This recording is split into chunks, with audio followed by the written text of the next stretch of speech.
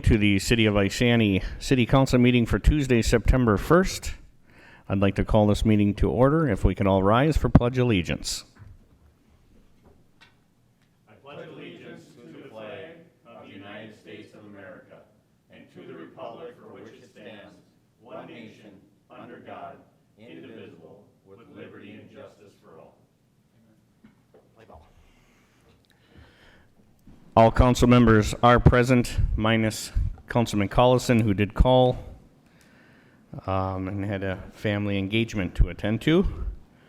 Is there any public comment at this time? Anybody has anything to say, they're free to do so now. Anyone? I feel like Ferris Bueller. Bueller? None at this time. We do have an addendum to the agenda, which is in front of you, gentlemen. Ms. Wood, if you'd like to go over it. Thank you, Mayor. Good evening, Council. This is to add a consent item to the agenda, Resolution 2020, authorizing a reduction letter of credit for Legacy Pines 2nd Edition and moving the balance to Legacy Pines 3rd Edition Phase 1. Do I have a motion to adopt the agenda with the addendum? Motion to adopt. Second. I have a motion from Councilman Lundin and a second by Councilman Burgley. All in favor, say aye. Aye. Aye. Opposed, same sign. Motion carries 4-0. Approval of the City Council minutes for August 18th, which is a regular meeting of the City Council. August 18th, the Committee of a Whole meeting. July 21st, a Planning Commission meeting. And July 28th, Park, Recreation, and Cultural Board. Make a motion to approve. Second. I have a motion from Councilman Lundin and a second from Councilman Burgley. All in favor, say aye. Aye. Opposed, same sign. Motion carries 4-0. Announcements. City will be closed Monday, September 7th in observation of Labor Day. Committee of a Whole meeting will be Tuesday, September 15th at 5 p.m. A City Council meeting will be Tuesday, September 15th at 7 p.m. And a Planning Commission meeting will immediately follow that council meeting on September 15th as well. Any council committee reports? Cancel the Planning Commission meeting. We met with the fire board last month, or a couple weeks ago. They were discussing they should be receiving their new truck, I think, this end of this month, wasn't it? They got it. Did they get it? Yeah. Okay. Is that Station 1? But there's hasn't really been a lot else gone on with our Ruby addendums or whatever it is. Miss Wood was also forwarded what the fire district was looking for PPE for our COVID relief fund money. So we're going to see what we can do with that. But other than that, that's pretty much it. I would just, back at the media table, are you from Isani Chisago County Star or the News?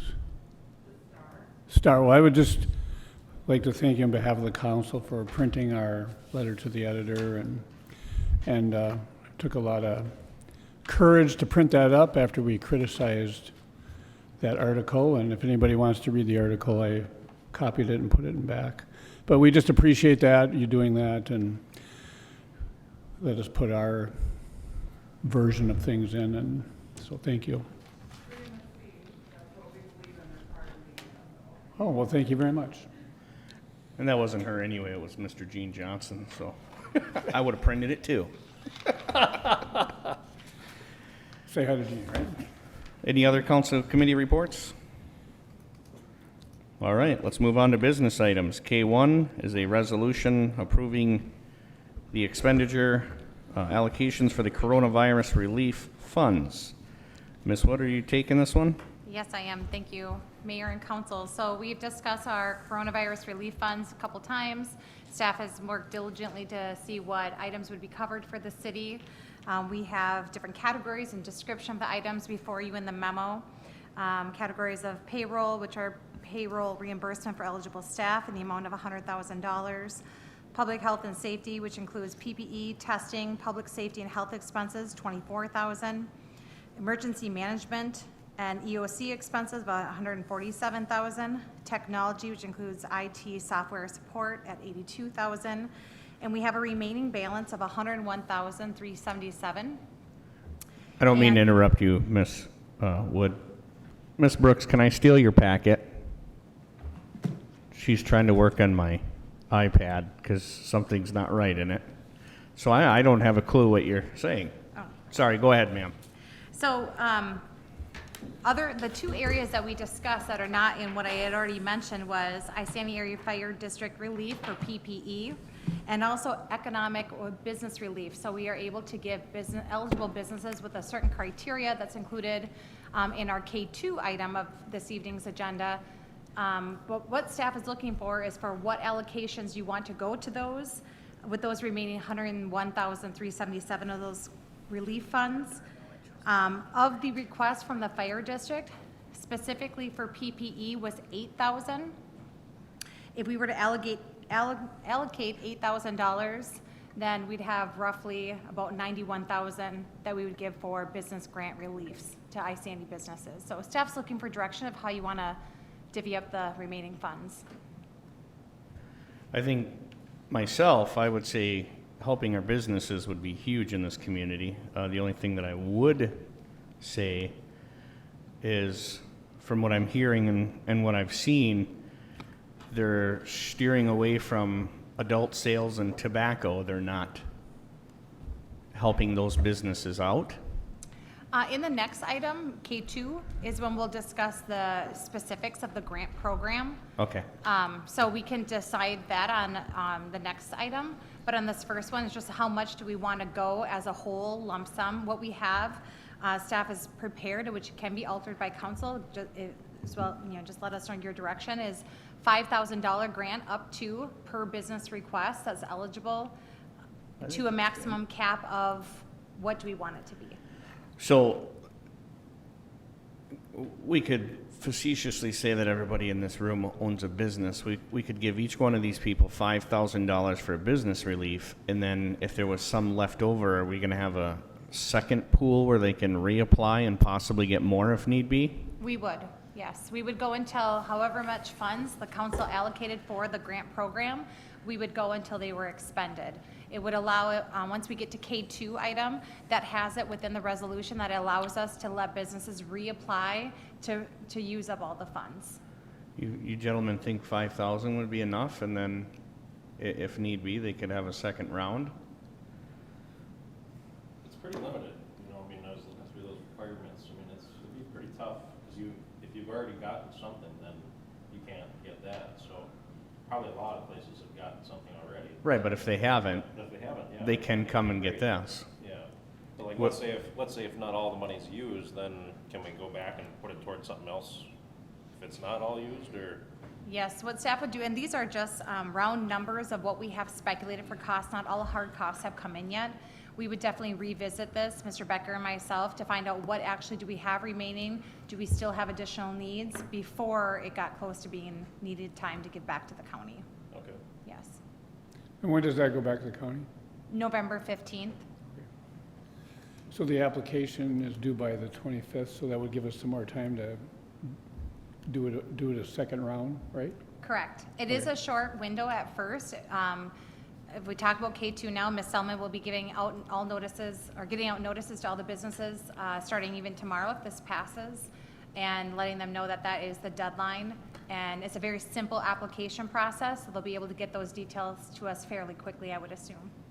So you said K2, what's K2? We're on K1 right now for Oh, business okay. item number 1. Okay. Oh, I get it. Oh, never mind. I thought you were labeling the program K2. Oh, no. Sorry. And So- he's caught up.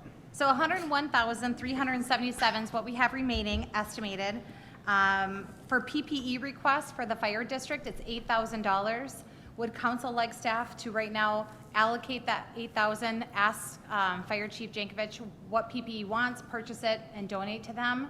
And then the remaining go to business grant program? Or how would we like to allocate that? Well, how are we determining 8,000 for the fire district? That's what they requested as line item as PPE.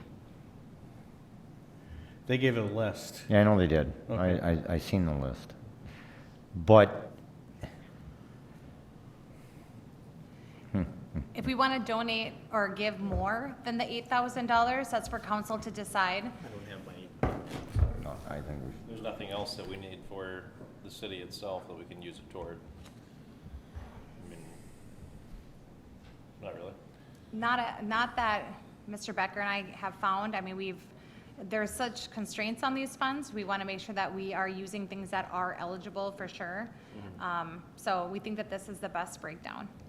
So here's the only concern that I have. Councilman Lundin, can you turn that to me? There's an audiovisual network equipment to enhance distance learning at stations.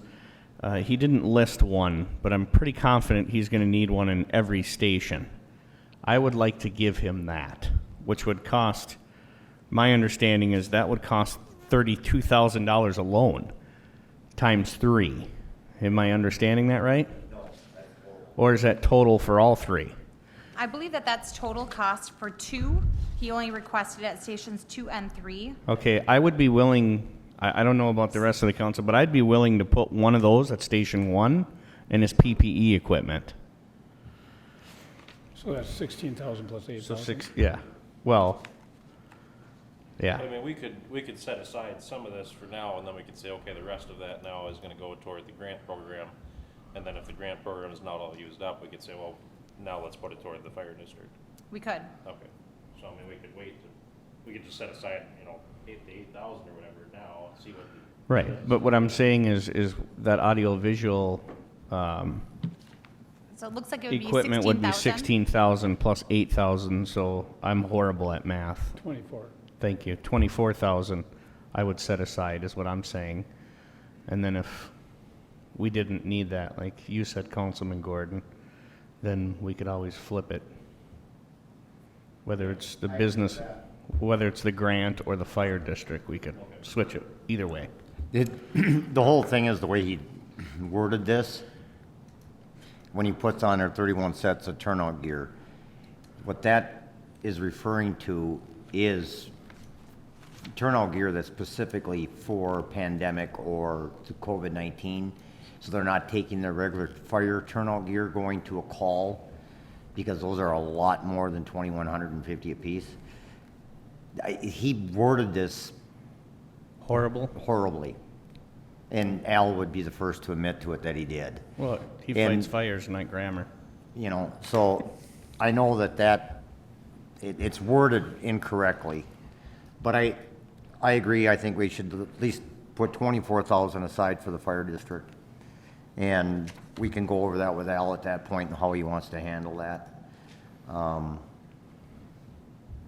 Yeah, yes, it's worded wrong. If it would have been worded differently, it would have been more easier justified to go the other way.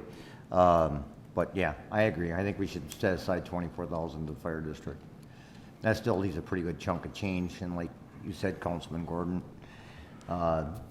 some businesses already receive money, so they're not gonna be able to receive anymore. And there's some businesses that really haven't affected them. I hate to say it, you're one for yourself. I mean, it's done, but Well, and it can't be a chain or anything like that. So Yep. all your gas stations are out because of the tobacco, and your chain stores are out because of, so I mean, the Dollar General or Family Dollar can't get anything, so I mean, there's a lot of them. Like, if you were a barber and you're just a one-man operation, you wouldn't have been able to get that PPE. Right here in town. yep. So somebody like that, it would be, Yeah. that would work for them, but. Council, if I may, we also, and we'll get to this on the next one, it also is open for nonprofits as well, because we know Okay. that they have also put out some considerable costs, and nonprofits have had a difficult time getting any kind of federal state assistance, so they would be eligible. So what I'm hearing council say is we're going to set aside 24,000 for the fire district.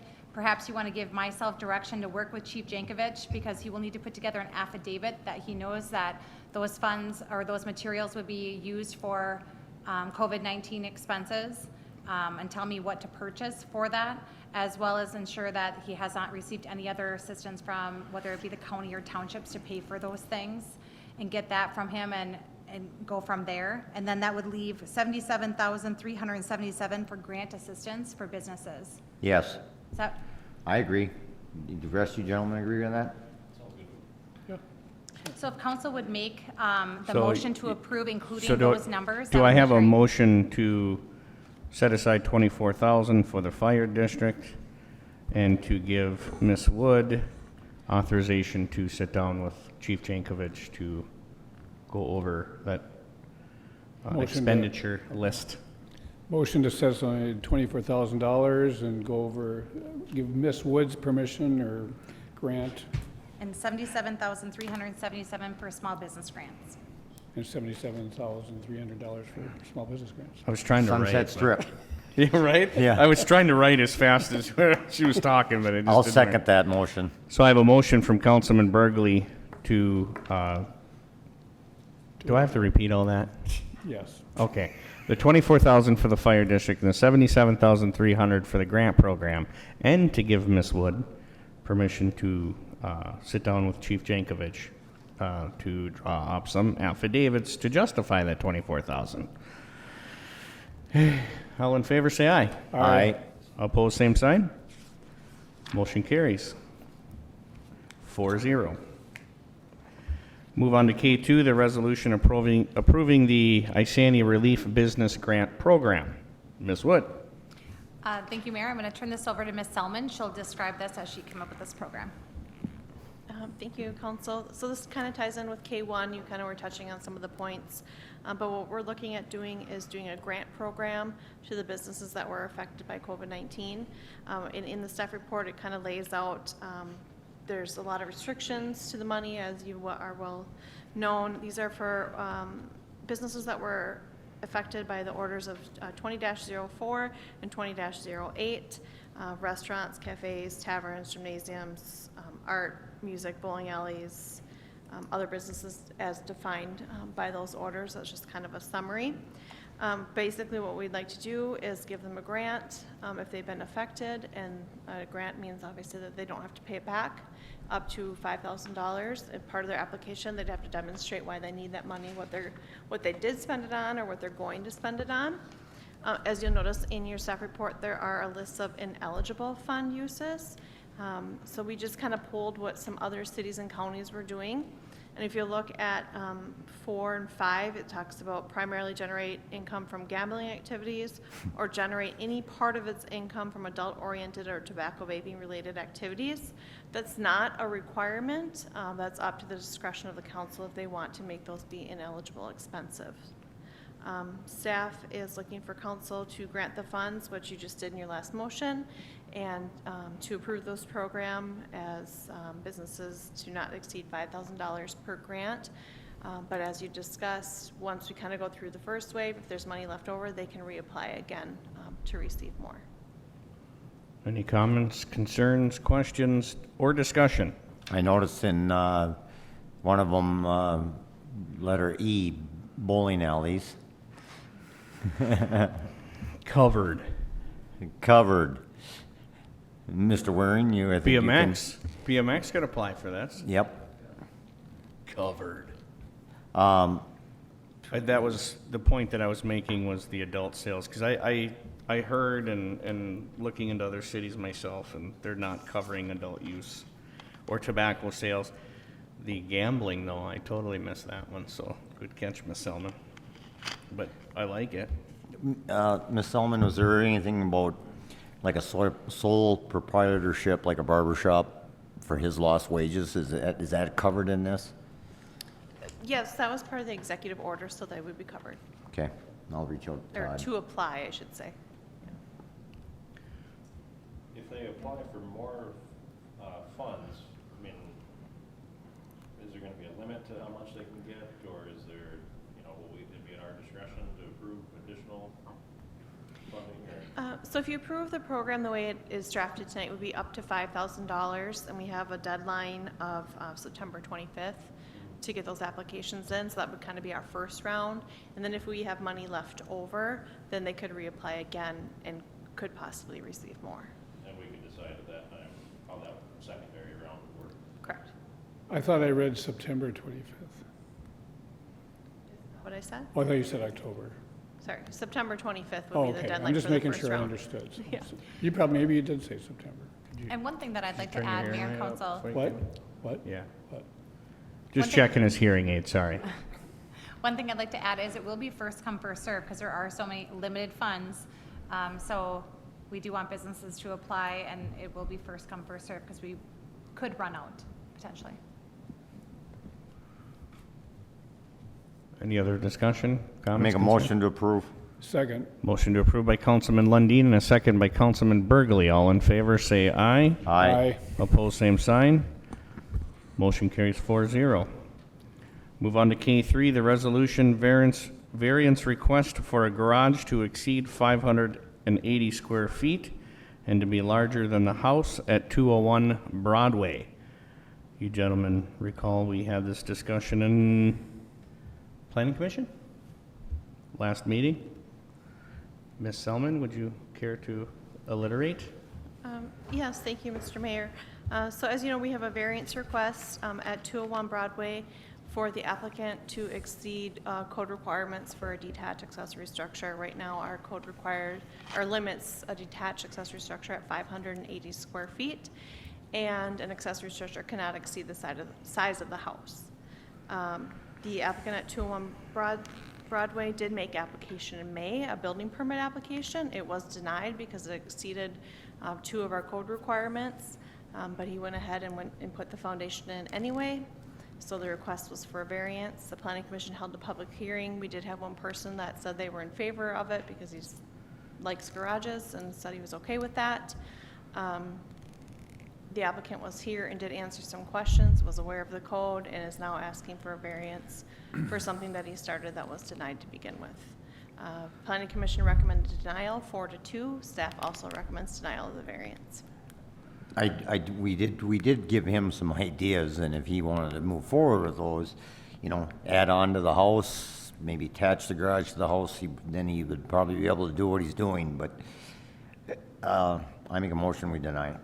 I would just ask that, so I mean, there is, if somebody doesn't get a permit approved, I mean, there's a process for penalizing that person, right? I mean, it would just double the cost of the permit to do it, right? Yeah, that is correct. They would get double feed for the permit, not the plan review, but for the permit fee. And then in this case, I did talk to our inspection department, and they said, because he has the in-floor heat and we don't know what the footings are, they could make him tear it out to look at it, or they could hire an engineer and the engineer could sign off on it. But I think the whole point in this particular case is that it's bigger than, what is allowed. So it's a But if little he bit. would've just came, he's already poured it. I mean, there's a penalty in place for that. It's gonna cost him lots of issues as far as getting things approved. I mean, if he'd have just came to us the right way originally, it probably would've been something that we would've gone with, And now he's already done it, which he should have, but it's gonna be costly for him now, and it's, he's gonna have to pay double that permit fee, so. I just think it's, I agree with you on that, but the only thing I want to say is, we do that and we're setting a precedence to ask for forgiveness instead of for permission. And we don't want to be put in that position. And yes, it's wrong to do what he did, but we can't just say, okay, fine, we'll give you this variance and allow you to do it, but now all of a sudden the next person does the same thing. Well, you let him do it, now we're setting a precedence down the street, and that's the only problem I'm that I going to have. pour a bigger garage tomorrow, you pass this. And then I'm gonna ask for your forgiveness too. well, yeah, and then you're gonna have to tear it up, or hire an engineer, or pay double the permit fee, and do all that hassle too. So, I mean, it's not that we're setting a precedence. I mean, it's gonna be costly for them to move forward. The precedence is you need to ask. That is a city code within the city of Isani. Yeah. And there's not I don't want to be that guy to say, do it or else. Because every one of you know me. That's not me. I don't want to be a bully, because the city's already went through that. So Right. I want to be the guy to forgive and forget more so than anything. But in this case, this gentleman has sent me a half a dozen emails since our public hearing. And he's still dancing around the same questions that he asked in that public hearing. So my thought is he doesn't understand. So why would I say go ahead when he doesn't understand the foundation, let alone building on from there? Plus, I'd have to agree with Councilman Lundin that It's easy to ask for forgiveness, you know, than, how'd you say that? It's easier to ask for permission than forgiveness. The whole point of it is my 10 years of being on this council, we have never refused a variance unless it was something that was way out of realm. The whole point is, he knew this, he knew the permit was denied, and he still went and did it. So who's to say that, okay, we grant you the variance, who's gonna say that he's, all of a sudden, that he's done these things, and all of a sudden he starts building this thing, and now he's got created more and more and more and more mess. Right now, we're gonna save him a hell of a lot of money. Because he's gonna end up building a building, a garage, that he'll probably never think twice about getting the rest of that slab engineered or take it up like he's probably should have to. It's gonna cost him a lot more money. A lot more money now, later, than it is now. Well, that's what I'm saying, it's gonna cost them a lot anyway. But it's gonna cost him, Approved it anyway. it's gonna cost him probably 5 to 10 times more. Because he'll build this garage. Who's to say that he's not gonna continue to do that? Who's gonna say that he's gonna do things in his building, in his house, that needs to be inspected and oh, do it on the weekends, nobody's around, nobody's gonna know about it? I mean, we I got don't wanna one- be that guy. We got that- one giant fire hazard over there or something, you know? It's just gonna keep leapfrogging higher and higher and higher and create a bigger and bigger mess. If he doesn't understand what was already told to him, first of all, when he was asked for a permit and he was denied knowingly this, and he still went and did it anyway. I feel like it's kind of like telling my 2-year-old, don't touch that, and he does it anyway. Well, number one, this guy's not. But he's 2, Well, he's not 2. and this gentleman isn't 2. He's our age. Right. But you don't slap the cuffs on them either, you might put them in a timeout. No, but you set him straight and tell him the right way to do it, and that's exactly what we're doing. This is your right way of doing this, and you didn't do it the right way. So I'm not going to reward you by giving you a variance and say, hey, don't do it again. The way I'm going to do it is, you're denied, don't do it again. But we did give him options. We did. We, add on to the house, make the house bigger. Which would raise his property value. Well, here's where Which is gonna make it, then he struggle could with raise this the thing. rent on the property, because he's not the owner of the house, he's renting this house out. But- It's not his home No. residence. It is his house, but he rents it out It- to another party, He's not the resident of it. Correct. He's a renter, he's renting the house out, to somebody else. yes. Right, but he is the owner. He is the owner, but what I'm saying is he's not residing in the property. Correct. He's using it as rental property. Unfortunately, we don't have our own building official where Minspec isn't gonna go out and start doing all these home inspections for rental properties and checking on these things, getting these things done. So all of a sudden, next thing you know, there's just more and more laxed, more and more laxed, more and more laxed on this. It's not a good situation anyway around it. By granting him the variance isn't gonna make it any better. And it's only gonna make it worse. Well, then it's almost a penalty to give them the variance, because they're probably gonna make them tear that out anyway, so. They should. Where I struggle with should. this is, it That's what I'm happens. saying. Yeah, Exactly. yeah, and I agree with that. So where I struggle with this is it happened during COVID. I don't know about you guys, but I deal with a lot of red tape in my office as far as getting certain stuff done and that type of stuff, and and COVID's added another layer onto this. Okay, but before you go any further, I can tell you this, because it was not only a direction by myself, it was a direction by Ms. Wood, that you could still call, you could still email, you could still mail, you could still come in here and physically drop it in a box. Well, I'm not saying You these had- people weren't You had yeah. different means of communication to get a hold of whether it was Ms. Selman, Ms. Wood, or anybody else in the city. Well, So I we're didn't- not I'm going not to use the even- COVID card here on, he No, was I can held use down by the COVID card. I can use the COVID card, because I'm not even talking about city staff and stuff. I'm talking about other things that he has to do to get this thing ready. I mean, the COVID has added an extra layer on. When you run a thing like trying to build a building or run a business, Jimmy knows what it's like to run a business, all of a sudden you have an extra layer with the COVID on. It has nothing to do with the city staff. It just piles on. The only thing is What you're referring to, the COVID had nothing to do with him getting a permit. Well, not through the city, but I'm saying the other things that he had to do on top of that. Like you know? what? Like probably order supplies and get people lined up to do it. and all No, that hasn't type of- stopped at any in the construction industry, none. I've been doing it, I haven't missed a day of work since COVID started. My house has been re-roofed, re-sided, and gutters put on it, soffit and fascia put on it with no hiccups, no stalls, no nothing. I not had one, even city of Minneapolis and St. Paul, I never missed an inspection. It was never delayed because permits weren't given out. They were operating business as they should.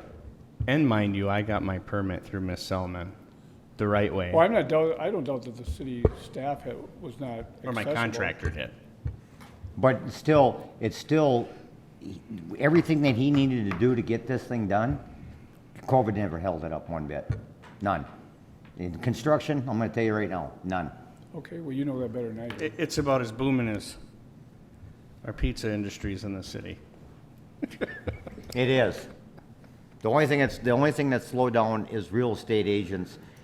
You have a hiccup when they have to show a house that somebody's living in. Other than that, it hasn't slowed anything down. They do that virtually now.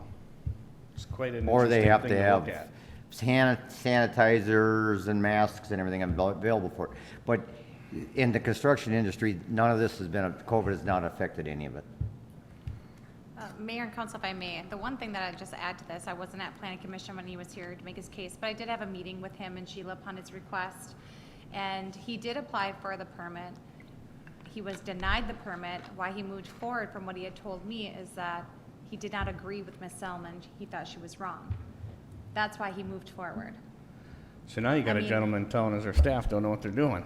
So, I mean, he did try to fill out a permit. I would agree, you're right, Mr. Burley, Councilmember Burley. There is some challenges with COVID and things. However, he did do the process. Ms. Selman did correspond with him very quickly. She's got the email proof that she gave to me, so I would be prepared to have the meeting with him, but he still wanted to move forward. And all he would have done at that time when it was denied, request for a variance. That's all he would have had to do. I'm not saying he did it the right way, but I'm saying that there's gonna be more cost associated with it, and I don't think we should stand in his way. I mean, we would have probably approved it had he just done it the right way, then we wouldn't have had this mess, but I just would like to see as much, as much right to do what you want to do on your property as possible is what I want to see, and And 9.5 times out of 10, Councilman Gordon, Oh, I know. I'm right beside you. I don't. But this is that half that I will say, no way. I mean, again, it sounds redundant and ridiculous, but I think it's more of a penalty if we let him just keep going, because he's gonna have to then be inspected, and it's gonna have to tear it apart anyway. So whether we tell who him says to- though? So now we're putting our staff in that position to where they're gonna have to watch him like a hawk. And like I said, who's gonna say that he's going to do what he says he's gonna do? Well, they let me go on the first item, so I can Jimmy rig this, pardon using your name, but I can rig this and they'll forgive me on that too. Well, we'll find out if he learned his lesson. I mean, we are all adults here, and he's an adult, and, He's emailed me 6 times, well, he's emailed. me if not twice. more. I've gotten 2 emails from him, so I know what you're talking about, so. And it's just the same thing over and over and over. And I try to explain it. I referred him to our city attorney even. And our city attorney came back with something that I thought he would understand, and I got another one. So, Well, I did motion it, you guys can decide. I do got a motion to deny it from Councilman Lundin. Do I have a second? I will second it.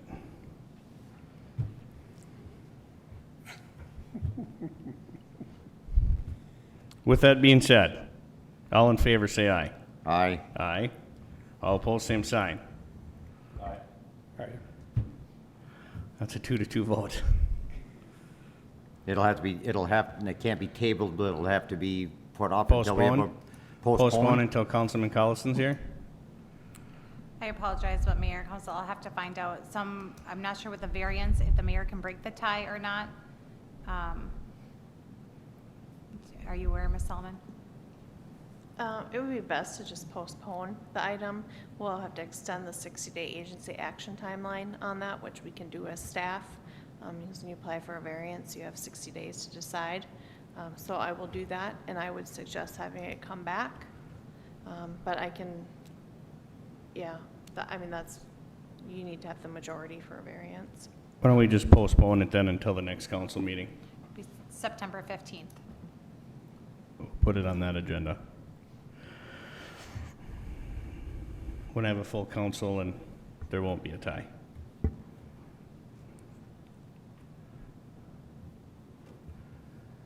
Moving on to K4, the resolution approving a special event permit application for Rum River BMX to host the 2020 USA BMX Land O'Lakes National Event.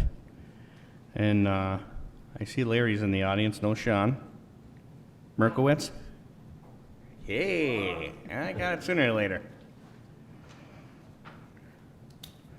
You care to explain this event, Mr.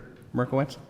Yes, good evening, Mayor, council members. So what we are here to discuss is the approval of our special events permit for the 2020 Land O'Lakes National. This is a 3-day national. Riders will be getting 4 times the amount of points that they normally get at any race. The cooperation we have here with USA BMX, the Minnesota Department of Health, and Rum River BMX as far as our social distancing. I did submit a operational plan to the city, as well as the permit. I don't know if everybody had seen this operational plan.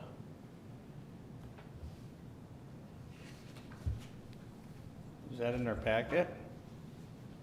It was given to Jenny, so she was supposed to pass it on. I have a copy here. Well, as long as it meets the state's guidelines, I don't see what the issue would be on it. Right.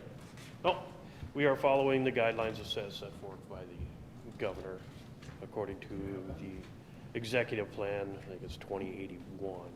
Not anything that looks that fancy.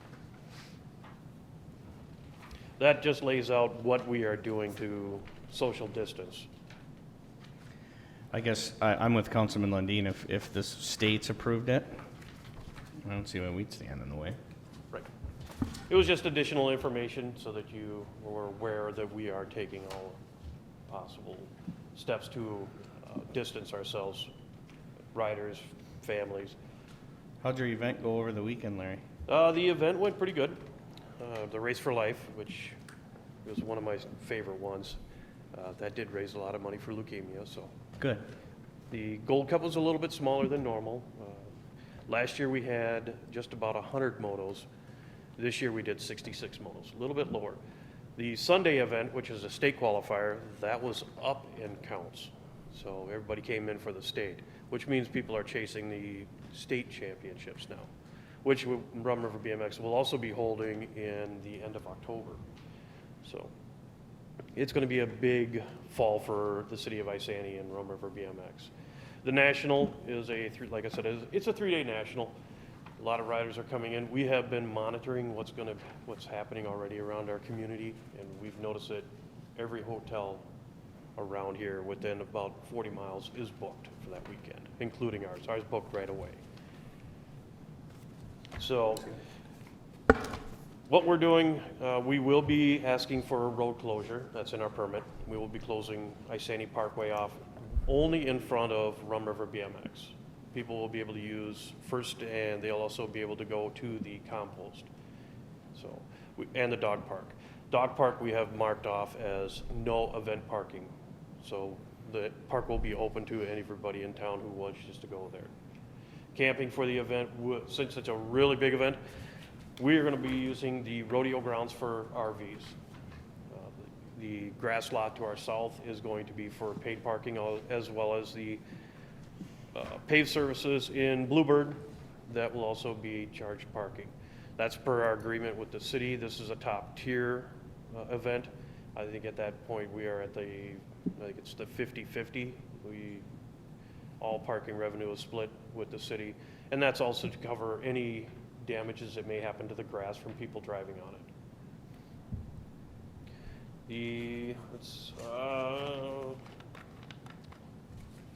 Another thing that was on the permit too is sign permits. We do have a sign permit for a banner to be put up, and that's going to be in front of the Isani equipment. That permit has been approved. There is an addition on there. We're requesting, or asking the city Public Works to put the banner up at the corner of Heritage and 65. It's going to be in the same location that the rodeo and the chamber uses for the Jubilee days. And Jenny had added that onto the permit as well. So, Rum River, like I said, the national, out of 371 tracks in the United States that are active right now, Rum River BMX has been awarded the chance to run a national. Not many tracks will get that opportunity to run this. It's a big event, a special event. Nice thing about this is one here, it's happening at the same time as our final street dance here in town. So we have joined with the city, and we are promoting also the big street dance that is supposed to be happening on the 12th of September.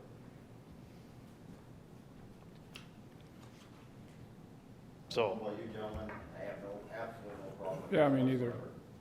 any questions? Go ahead, Larry. Did you have anything else? No, that's about it. I have a motion to approve from Councilman Lundin. Do I have a second? Second by Councilman Burgley. All in favor, say aye. Aye. All Thank you, opposed, sir. same sign. Motion carries 4-0. Thank you, gentlemen. Yep, Thank you. Good luck. Thank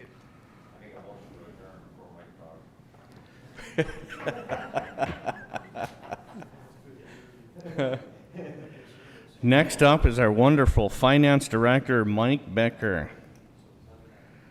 You just want to hit all these in one lump sum, or what's your plan, Mr. Becker?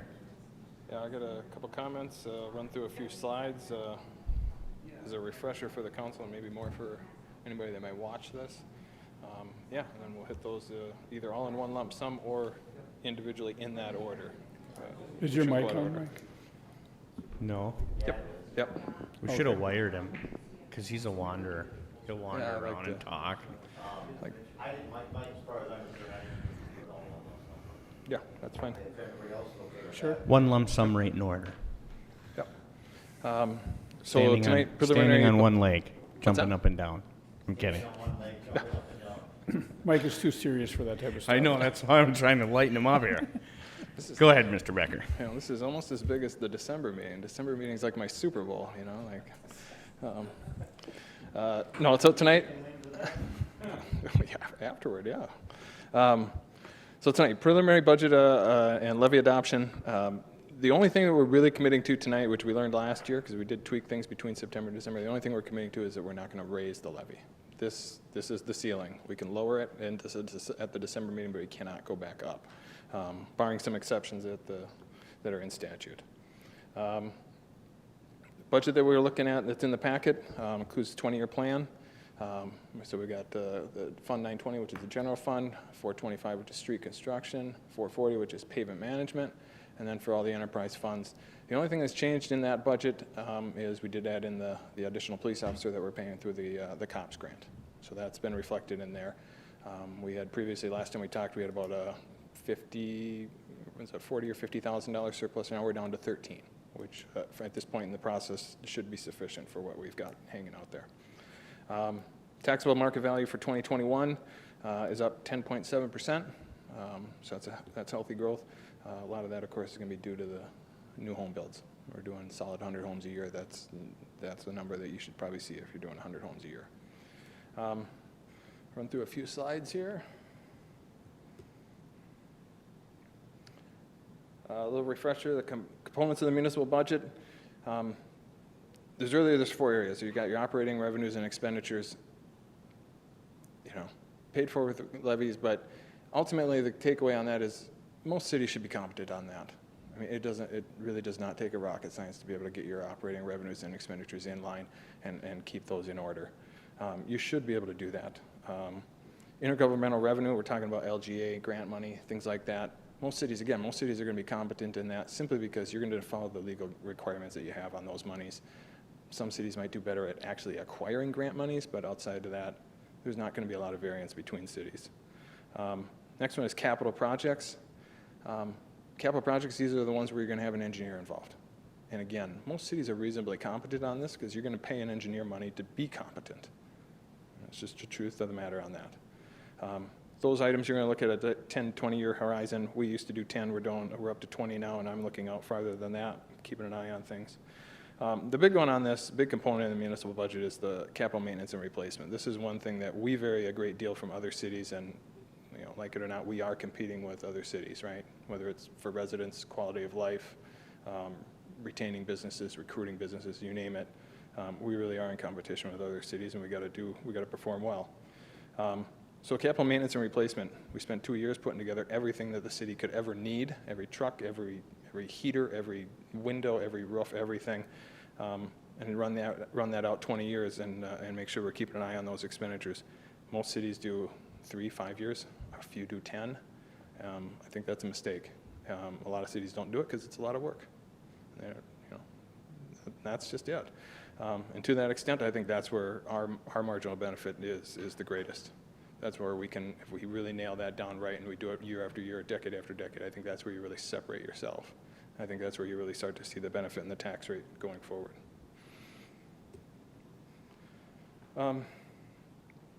In the end, considering those four budget items or budget categories, in the end, fiscal management is really simply, if you're going to have your tax rate go up or down, you want it to go up or down slowly. You don't want big ups, big downs. You don't want big double-digit increases. You don't want big double-digit decreases. People generally are willing to pay their tax if they know what they're getting, but the thing they hate the most is a surprise. They do not want to open their tax bill and see a giant surprise. So if we're going to have it go up, let's have it go up slowly. If we're going to have it go down, let's have it go down slowly. Which we had this discussion in the, Mike, that our past, it was kind of like riding a roller coaster. A little bit. And we've got some graphs that kind of give a little perspective on that here in a little bit. I'll let you keep going. Sorry for interrupting. No, that's a good point. If there are any questions, there are concerns about anything, even if it's not on topic, do bring it up. Do we know yet about how much funds we're going to get on the LGA side of things? Or? Right now, LGA is still intact. If after we've set this levy, if the, or even after the December levy, right? We say we go all the way to December 1st of this year. We set the final levy, and after that, the state unallots all or some portion of that LGA. We'll have until January 15th to go back and revisit that levy. So that's an exception in statute, so we'd have that opportunity. But right now, No indication that it's going to get cut. I have not heard any indication. Okay. Nobody's I know that given. was the big fear by a lot of us. Well, and it's a concern. Sure. But right now, until they give me something concrete, I think Yep. my hope is that the state legislature will understand that, yes, their coffers are tight, but, just moving it on to the cities isn't going to help. Right. Cities got COVID relief money for a reason, and it wasn't because times are great. So I hope, hopefully they do have some reserves that equal about the current deficit, the current 2-year deficit. So hopefully they can make some cuts somewhere else and keep LGA intact, and we'll keep moving forward. Next slide here, we got the proposed levy. On the right-hand side, you got 2021. A lot of it is very similar to last year. The big increases are in the capital maintenance levy and street construction levy, and we knew there was going to be an increase in the street construction levy because last year we took some money out of that in order to keep that tax rate at the 61% we were at the prior year. So we knew we were going to have to put some of that back on no matter what. Also, we've run that street program out farther. Last year we were only looking out 10 years. We've now identified the full scope, and we're out to, Jason and I are out to 2056. So well past the 20 years, make sure that we're in the right, we're running the right race. Also, the capital maintenance levy is up. We've added some projects. We've got some ideas for things to do in the future. New public works building, splash pad, amphitheater, new digs for the PD, restrooms at Bluebird Park. We've got some items that did tick that up a little bit. So levy in total is up. But given the rise in property tax values, mostly from new construction, we're going to be able to, we should hopefully hit that tax rate right on again and have it be at a net zero. No increase, no decrease. Fundamentally, for any resident, what that means is if your home doesn't go up in value, your city tax will not go up in value, right? Your city tax bill won't go up. There's nothing we can do about county or school, but we can take care of our stuff. Unfortunately, your taxes are going to go up because the property values are increasing, Yep. which there's nothing we can do about that either. I mean, we're not raising our tax portion of it. It's going to go up due to your home increased value. Yeah, over time, the best thing we can do is try to keep the line on the tax rate and over the years, try to slowly plug away at bringing it down little by little by little by little. And as I run my projections out into the future, I see a clear path to being able to do that. I can't promise it, but when I run my projections out, I see a clear path to a declining tax rate, not an increasing tax rate. So we'll Mr. Becker, do you have a good handle on, what's the percentage of people that appeal their property value to the county? What percentage of those people get it reduced or whatever? Do you have a handle on that, or? Let's just say this, in any given year, you might have 1 to 3, and 7 would be a lot. How about that? Most people will voice concerns, and usually just one call to me or the assessor will help mitigate that. But actual formally contesting, it's pretty minimal. It usually tends to be businesses is most likely. I think it's just a good practice just to push everybody towards going to that meeting and saying, I don't agree with your assessment, so. Yeah. Whatever happened with the bond that we carried across the east side of 65?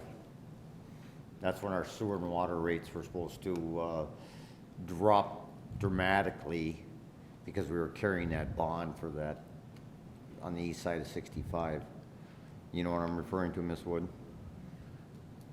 Yeah, I'd have to double check that. What I can tell you about water and sewer rates is I am working on the rate study for the water and sewer as we speak. I'm hoping to bring that to Committee of the Whole in October.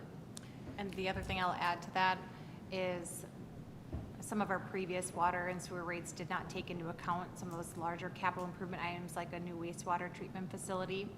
It will change those projections that were once given because they weren't full projections. And hopefully the rate study that Mike's doing now, But I mean, all of our bills drop. But I mean, you just look at up there, change from last year, there's 0% increase, and we have increased a few things on there, street maintenance, and we're still keeping it flat zero. I'd say we're doing a pretty darn good job. I mean, that's realistically, previous council, there was always this, keep the flat tax during our bad times, keep it 0%. Then all of a sudden, we had to jump it 10%, and everybody and their brother screamed, you've been better off to raise it 1% in increments rather than keeping it flat, and then all of a sudden, we need this money for this because you robbed all this funds from here. There was money in the street fund program years ago. That was set aside years ago, and that was all robbed during the downturn in the economy. Was all robbed, and we didn't do anything with the streets. Now we're paying that price now, which if that would have been kept working the way it was supposed to, we wouldn't be taking that big a hit today on our street maintenance program. We'd have a decrease. What's that? Yeah, we'd actually be in a decrease because we wouldn't be putting that kind of money into it. And that's something I don't think a lot of people understand. There was a lot of funds were robbed that were set aside allocated for other things were robbed to keep the tax base down and plus keep the city operating at its peak, performance type of thing. But that's one thing I don't think a lot of people understood, that those funds were robbed. Stole from Peter to pay Paul. And now we're paying a price for it. But when you look up there, there's a 0% increase. That's pretty darn good. Every year come tax time, when the tax statements come out for the previous, you're gonna have this, the council chamber is gonna be full of people screaming. And there again, you gotta tell them, look at it, you got a county tax, you got, you have county tax, school tax, and the city tax, and the city tax has been remaining the same. It's where the other taking those other hits at. Yeah, and it's worth noting, I mean, against that 5-year average at nearly 75%, this current rate is almost a 20% discount on that. I mean, we're making progress, but, I mean, we are still in that, a little bit of that catch-up mode where, the street projects that we currently have scheduled for 2020, that we're doing right now in 2020, we have scheduled for 2021, and for a few years out, those are projects that were identified back in 2010. And they just never had the funding. So you gotta do it eventually. Unless you're gonna turn them into gravel, you gotta do it. So there was no plan at all in the past? You're pretty much setting the foundation for this plan. What I'm doing is saying, all right, I've got, 20 years, well, more than 20 years. I've got all my expenditures identified, but I also, and more importantly, is I actually have a revenue source identified that is dedicated. Kudos to you, It's not- sir. Yeah, you're doing a great job, Mike. You really are. And I do have to say, I think all our departments are doing a great job by cutting, the brass tacks out of things and what's needed and what really isn't needed. I mean, if you have something you use once a year, we don't need to replace that in 10 years. I mean, I think all our departments, we have Chief Myers here, he's doing a great job with what we got going on, and Public Works is doing a fabulous job, and I think, all our department heads are doing a great job. And I'm always been a person, when you deserve a pat on the back, you deserve a pat on the back. And I really honestly have to say, I think you've all done a fabulous job. Well, you're gonna pat on the back more when he pulls up this graph, now that I just flipped my page. I gotta piggyback on that. I mean, there's one point. I mean, to do a cash balance capital improvement plan like we do, where we're not issuing debt, if we don't have cash, we're not doing it. I remind every department head every single year, it's just because you have something scheduled doesn't mean you automatically do it. If it's still got life, you just slide it to the next budget year. If it's still got life, you slide it to the next budget year. It is gonna be there. You don't lose out on it. Make full use of it. Most department heads are perfectly willing to make absolute full use of all of their assets, so long as they know there's a light at the end of the tunnel, and so long as they know that when it does actually need to be replaced, there will be money there to replace it. It's just like at the fire district, the same thing. Councilman Gordon hasn't been on there all that long, but when I was back on the fire department, we bought used vehicles that were 30 years old, and our chief at the time, Randy Polzine, he made sure that it was operating, and we've got every bit of life out of it and every penny out of that thing. And, and now they're starting to have to replace a lot of those things. The yellow 701, I think was the fire truck was the number originally, that yellow one, that was brand new when I was on the department. That's a long time ago. I think that thing is 75. Jeez, you're old. But I mean, you have to make do with what you got, and without spending the money if you don't need to, And We always make the standing jokes, I think the staff and I do, about if we wanted a notepad of paper, good luck getting it past Mike. And you see everybody shake their heads and chuckle, because it's true. Well, if you really need it, yeah. If you need it, go get it. But if you can use the backside, use it. with saving money. One question for you, Mike. So Yeah. with all this CARES money that we've been able to put towards things this year, I mean, where do we see that, I guess, on the budget as far as, could we do with less, and could we lower the tax rate because of some of those savings, or because some of those costs are covered, or? We might have an opportunity to revisit that in December, but I would say, roughly half of that money is going to fall into one of two categories. One is it's going to be recouping payroll expenses, right, where people are spending their time on COVID instead of the duties that they should have been working on. Now, that's got a double benefit to us, because now that's going to float fund balance, right? That's money we've got. Now we're going to see a nice bump in fund balance when we get through our 2020 audit. So that's good. The other part is that the roughly other half of 100,000 roughly is technology related. Now, right now we pay for technology through Fund 614. We've got our 20-year plan for that, but that is cable franchise fees. So we're going to tick those items off, and, you know, because some of those items were ones we've had scheduled. I mean, these are things we wanted to do at some point in the future, you know, to be more, you know, to be able to work remotely and to be able to have more of our processes automated and, you know, do workflow things that don't require person-to-person contact, make the city more efficient. But those are items that are out in the future. Move those forward, use the CARES Act money, that's great. But since it's cable franchise fees, it doesn't really affect the levy. My bigger concern there is that someday cable franchise fees will disappear, right? I mean, someday in the future, that revenue stream will disappear. And so I've got an eye in the future on how we're going to fix that someday. But right now, we don't need to worry about that. But the benefit to the budget, I think, is more about fund balance than being able to necessarily lower the levy. But we'll certainly review that. We'll have to have gone through all the expenditures and submitted anything that might be left to the county by November 15th, which gives us a little time ahead of the December 1st meeting to reevaluate that. Okay. Yep. I'd sure like to see, I'd like to see us put that money in there for that rainy day fund. 'Cause there's gonna be a rainy day that's gonna happen. Yep. And, you know, so be it if we do have, we come in under budget for the year, we still budgeted for that amount of money, where we do have, all of a sudden, we have a squad car that has to be replaced, or we have a public works via plow truck that needs to be replaced because something happened to it, or whatever. It's there to maybe expedite that capital replacement when it does need to happen. Yeah, one of our priorities in the general fund has got to be get fund balance back up. We kind of took a big knock there in 2017, 2018. Get it back up to 50%. Once we get to 50%, I'll probably come to you and have a discussion about whether or not that number ought to be higher when the times are good, and I'll make my case for that, and we'll see what the council decides. But first, we gotta chip away at getting ourselves back to 50%. Yeah, Isn't 50% the minimum? Or we're not at that 50% Yeah, right under now? current fund balance policy, we need to get to 50% of the next year's budgeted expenditures. Yep. And the policy had been to do that within 2 years.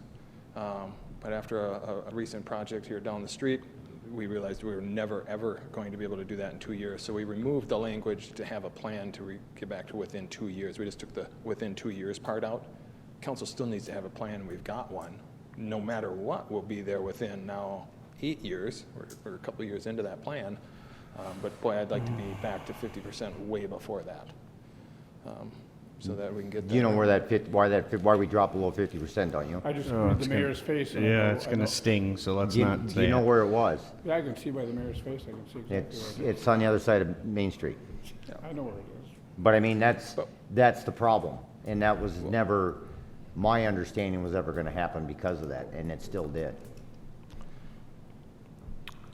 But we are where we are now. Salt in the We've got a wound, plan. Mike, salt in the wound. We've got a plan, and we'll do the best we We got can a with the plan. cards we got. No, I'm not understanding, I think it was the city's policy to keep that fund balance at 50%, Yeah, wasn't it? that's a city policy. That's not a It's not a state- state statute or anything. Some cities, I think Minneapolis actually, believe it or not, their fund balance policy is only 15% minimum. Yeah. Now, their budget is huge, and they have considerably more flexibility to move things in and out. Yep. So they can get away with that, but others have a target of 70%. Others have a target of 30, 40%. I personally, I'm much more in favor of having that top end be 70% before you to reel it back, so that you actually have 2 or 3 years being able to spend 20, 30% out of fund balance at a time, and actually be able to knock that down, keep everything on the kosher, right? Not have this tax rate go like this, You and guys are then gonna be have time using to build half it back sheets in. of paper pretty soon. Yeah, we're getting a little detailed on there, but. Okay, which one of you need a notebook? I'll bring you an extra notebook next week. Okay, so back to the slides. We've got the levy there it is. history. I'll get in that a beautiful? couple slides here. I'll get into why I don't like looking at the levy as much as I like the tax rate. But you can see how this has changed over time, and the levy's going to go up over time. It just is what it is. All things being equal, even if home values didn't go up, and even if we built no new homes, just inflation on expenses is going to drive that up over time. That's just how that's going to be. Tax rate history, this is the little bit of a roller coaster. The takeaway here is those last 3 bars. From a fiscal management perspective, from a finance director perspective, that's what I like to see. I like to see nice and even, slow ups, slow downs. No 10, 15% changes up or down.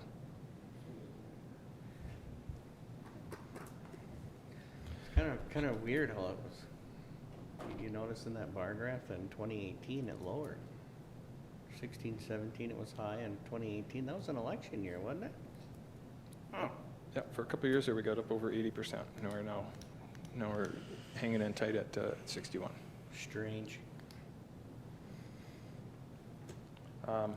So yeah, this is why I like looking at the tax rate. This is why I'm only going to talk about the tax rate more, is because that gives you a much better comparison between cities and between years, right? You can understand much better how you're doing relative to 2006 in Isanti by looking at the tax rate. In the same way, you can look at the city of Otsego or the city of Ham Lake or wherever and get an understanding of how we compare to other cities based on their tax rate and based on their population. So that's a much more useful marker. Also a levy.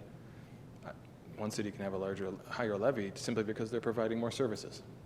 Again, that's not, you don't see that when you don't see that when you're looking at the levy, but you can glean that type of information from the tax rate.